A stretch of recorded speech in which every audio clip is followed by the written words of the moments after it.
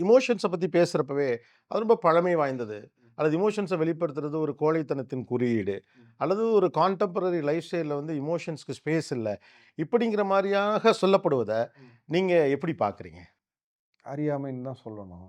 ஆனா, அத ரொம்ப விமர்சனமும் பண்ணக்கூடாது. ஏன்னா, இப்ப அது வந்து ஒரு பெரும்பகுதி மக்கள்ட்ட அது போய் உட்கார்ந்துருச்சு அந்த மாரி. இது ஏன் இப்படி நடக்குது அப்படின்னா, நம்ம எவ்வளோக்கு எவ்வளோ தேவையில்லாத விஷயங்கள உள்ள தள்ளிக்கிட்டே இருக்கமோ, சினிமா மூலமாவும் நான் சொல்றேன். அது எல்லா வகையிலயுமே நடக்குது. சோசியலா, பொலிட்டிக்கலா எல்லா வகையிலயுமே.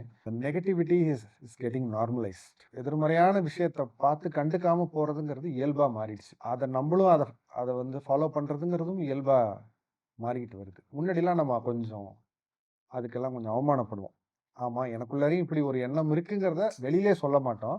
நமக்குள்ள இருக்குங்கிறத யாராவது ஒருத்தர் குத்துனா கொஞ்சம் நமக்கு அந்த ஒரு உறுத்தும். உறுத்தும், சங்கடப்படுவோம். வெளியில வேணா சொல்லாம இருப்போம். இப்ப அப்படி கிடையாது. ஆமா, நான் அப்படிதான். இப்ப அதுக்கு என்ன?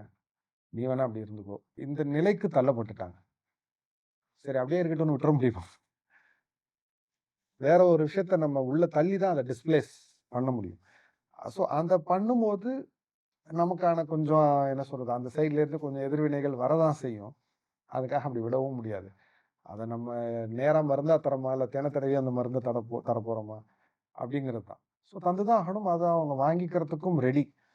ஆனா, இந்த பரிமாற்றம் நிகழணும். இது பத்தாதுன்னு இடையில வேற சில பிரச்சனைகள நம்ம குறுக்க வச்சுட்டு இருக்கிறது தான் கொஞ்சம் கஷ்டமா இருக்கு.